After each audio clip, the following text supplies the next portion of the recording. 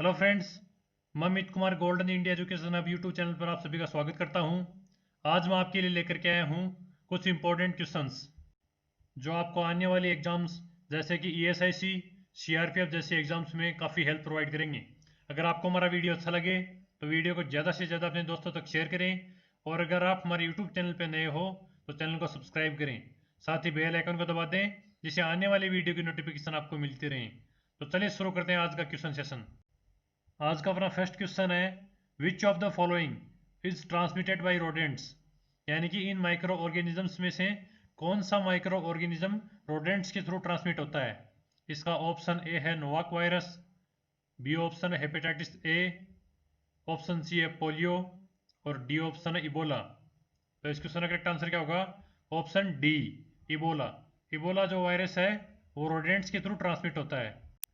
और जो ये अदर 3 वायरस हैं जैसे कि नोवाक वायरस, हेपेटाइटिस ए और पोलियो, ये अनहाइजीनिक कंडीशन से स्प्रेड होते हैं, जैसे कि कंटामिनेटेड फूड और डर्टी वाटर के यूज से ये स्प्रेड होते हैं। और जो इबोला है वो किसके थ्रू ट्रांसमिट होता है? रोडेंट्स के थ्रू। नेक्स्ट क्वेश्चन है, which drug is use in the treatment of organophosphorus poisoning, यानी कि ऑर्गेनोफॉस्फोरस पॉइजनिंग में हम कौन सी ड्रग यूज में लेते हैं।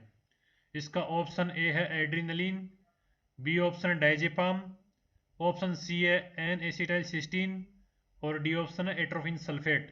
तो इस क्वेश्चन का करेक्ट आंसर क्या होगा? Option D, atropine sulphate. Atropine sulphate है वो हम ऑर्गेनोफॉस्फोरस पॉइजनिंग में हम यूज में लेते हैं। ऑर्गेनोफॉस्फोरस पॉइजनिंग वाले पेशेंट में सलाइवेशन इंक्रीज हो जाती है, उसके साथ में टीयरिंग भी इंक्रीज हो जाती है, और उस पेशेंट में डायरिया, वोमिटिंग और मसल्स ट्रेमर्स भी देखने को मिलते हैं। उसके साथ में पेशेंट का प्यूपिल है वो कॉन्स्ट्रिक्ट हो जाता है, यानी कि मियोसिस देखने को मिलेगा और पेशेंट कंफ्यूज रहेगा। इन सब सिम्टम्स को ट्रीट करने के लिए हम कौन सी ड्रग देते हैं? एट्रोपिन सल्फेट, जो कि एक सिम्फेथोमिमेटिक ड्रग है। और ऑप्शन बी में जो डाइजेपाम है वो एंजियोलाइटिक और एंटी कन्वर्जेंट ड्रग है, और इसका जो एंटीडोट है वो क्या होता है? फ्लूमाजेनिल। और ऑप्शन ए में एड्रेनलिन ड्रग है वो हम एनाफाइलेटिक शॉक में यूज में लेते हैं। नेक्स्ट क्वेश्चन है, blueprint for the answering the question is called in research process, यानी कि रिसर्च प्रोसेस में जो हम ब्लूप्रिंट तैयार करते हैं क्वेश्चंस का आंसर देने के लिए, उसको हम क्या बोलते हैं। इसका ऑप्शन फर्स्ट है हाइपोथेसिस, सेकंड ऑप्शन है रिसर्च डिजाइन, ऑप्शन थर्ड है एनालिसिस, और डी ऑप्शन है सैम्पलिंग। तो इस क्वेश्चन का करेक्ट आंसर क्या होगा? Option second, research design. Research design है वो ब्लूप्रिंट होता है जो हम क्वेश्चन तैयार करते हैं उनके आंसर के बारे में। नेक्स्ट क्वेश्चन है, best method to diagnose the anencephaly at 12 week of pregnancy, यानी कि 12 वीक की प्रेगनेंसी है और एनेंसेफेली को हमें डायग्नोस करना है, तो उसको डायग्नोस करने के लिए सबसे बेस्ट डायग्नोसिस कौन सा रहेगा। इसका ऑप्शन ए है एमनियोसेंटेसिस, बी ऑप्शन है लंबर पंचर, ऑप्शन सी है यूएसजी, और डी ऑप्शन है सीरम अल्फा फिटोप्रोटीन। तो इस क्वेश्चन का करेक्ट आंसर क्या होगा? Option C, USG. अल्ट्रासोनोग्राफी सबसे बेस्ट जो डायग्नोसिस मेथड है वो यूज में लिया जाता है एनेंसेफेली को डायग्नोस करने के लिए। तो नेक्स्ट क्वेश्चन है अपना। नेक्स्ट क्वेश्चन है, primary site of hematopoiesis in fetus before mid pregnancy, यानी कि प्रेगनेंसी या फिर फिटल लाइफ के दौरान हेमेटोपोइसिस की प्रोसेस है उसकी प्राइमरी साइट कौन सी रहेगी। इसका ऑप्शन ए है लीवर, बी ऑप्शन है बोन, ऑप्शन सी है पेनक्रियाज, और डी ऑप्शन इंटेस्टाइन। तो इस क्वेश्चन का करेक्ट आंसर क्या होगा? Option A, liver. Liver primary site रहती है हेमेटोपोइसिस, यानी कि ब्लड सेल्स के फॉर्मेशन की फिटल लाइफ के दौरान। नेक्स्ट क्वेश्चन है अपना। नेक्स्ट क्वेश्चन है, which of the following is recommended during pregnancy when mother on heparin therapy, यानी कि किसी प्रेग्नेंट लेडी को हिपेरिन थेरेपी प्रोवाइड की जा रही है उस टाइम पीरियड के दौरान इनमें से कौन सा न्यूट्रिएंट रिकमेंडेड करेंगे। इसका ऑप्शन ए है वारफेरिन, बी ऑप्शन है जिंक, ऑप्शन सी है आयरन, और डी ऑप्शन है कैल्शियम। तो इस क्वेश्चन का करेक्ट आंसर क्या होगा? Option C, calcium.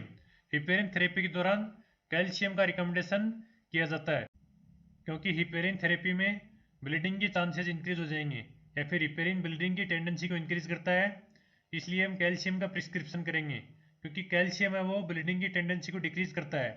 इसलिए हिपेरिन के साथ साथ में कैल्शियम भी प्रोवाइड की जाती है प्रेग्नेंट लेडी को। नेक्स्ट क्वेश्चन है, which type of diet will be given by the nurse to the patient with irritable bowel disease, यानी कि इरिटेबल बाउल डिजीज वाले पेशेंट को नर्स कौन सी डाइट प्रीफर करेगी? इसका ऑप्शन ए है high fibre and high fat diet, B option है low fibre and low fat diet, option C है low fibre and high fat diet, और डी ऑप्शन है हाई फाइबर, हाई फैट और high carbohydrate diet. तो इस question का correct answer क्या होगा? Option B, low fibre and low fat diet. Irritable bowel disease वाले पेशेंट को हम लो फाइबर और लो फैट डाइट प्रिस्क्राइब करते हैं। इरिटेबल बाउल डिजीज की कंडीशन में पेशेंट के एब्डोमेन में पेन होगा, साथ में उसका एलिमिनेशन पैटर्न भी डिस्टर्ब हो जाता है। पेशेंट में अल्टरनेट कॉन्स्टिपेशन और डायरिया दोनों कंडीशन देखने को मिलती हैं, यानी कि एक बार डायरिया और एक बार कॉन्स्टिपेशन दोनों देखने को मिल सकती हैं। साथ में पेशेंट की अर्जेंसी इंक्रीज हो जाती है। अगर पेशेंट में एक्सेसिव डायरिया हो रहा है तो उस पेशेंट को हम moderate to low fibre diet provide करेंगे और साथ में फैट की अमाउंट भी लो रखेंगे। अगर एक्सेसिव अमाउंट में फैट प्रोवाइड कर दिया तो उसके पेरिस्टाल्टिक मूवमेंट बढ़ जाएंगे। इसकी वजह से डायरिया की जो कंडीशन अक्कर होती है वो और ज़्यादा क्रिटिकल हो जाएगी, यानी कि डायरिया और ज़्यादा एक्सेस हो जाएगा। इसलिए लो फैट और moderate to low fibre diet provide करते हैं इरिटेबल बाउल डिजीज की कंडीशन में। नेक्स्ट क्वेश्चन है, which type of diet should be prescribe to the patient in Meniere's disease, यानी कि मीनियस डिजीज वाले पेशेंट को हम कौन सी डाइट प्रिस्क्राइब करते हैं? इसका ऑप्शन ए है हाई सोडियम, बी ऑप्शन है लो फैट, ऑप्शन सी है हाई आयोडीन और डी ऑप्शन है लो सोडियम। तो इस क्वेश्चन का करेक्ट आंसर क्या होगा?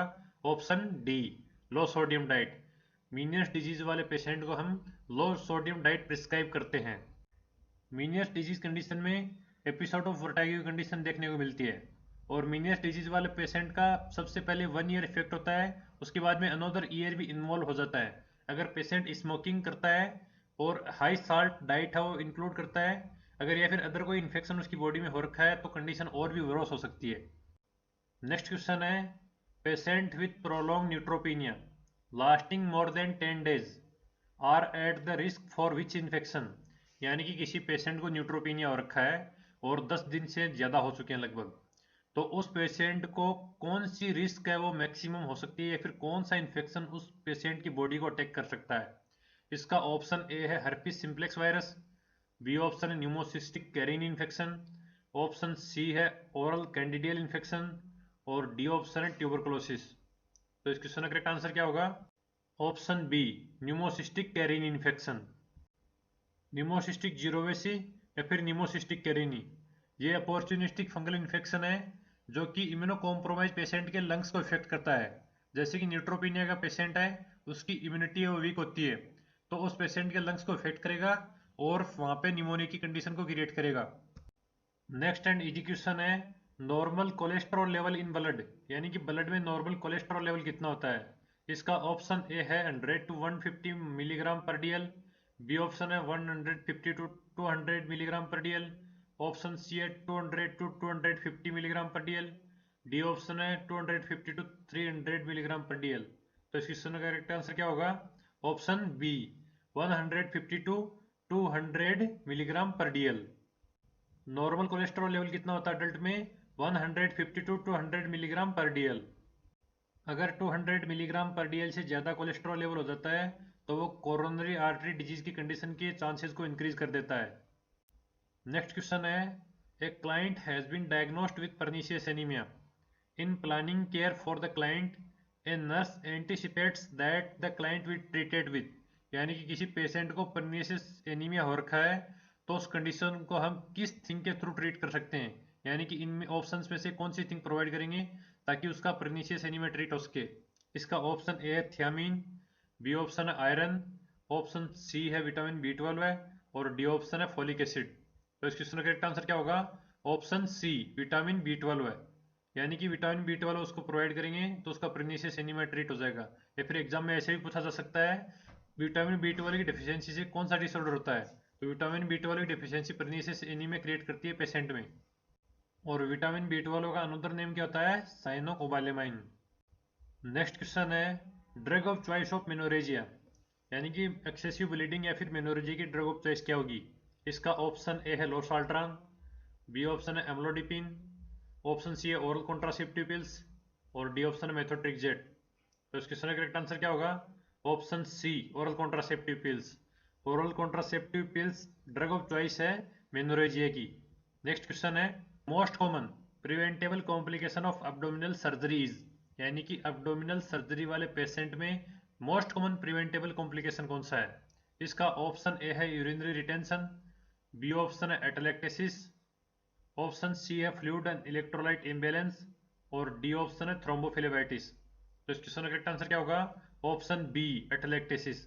एटेलेक्टेसिस की कंडीशन सबसे प्रिवेंटेबल कॉम्प्लिकेशन है एब्डोमिनल सर्जरी वाले पेशेंट में। एब्डोमिनल सर्जरी वाले पेशेंट में एटेलेक्टेसिस सबसे प्रिवेंटेबल कॉम्प्लिकेशन इसलिए है क्योंकि हम इसको इजीली प्रिवेंट कर सकते हैं थ्रू द स्पायरोमेट्री।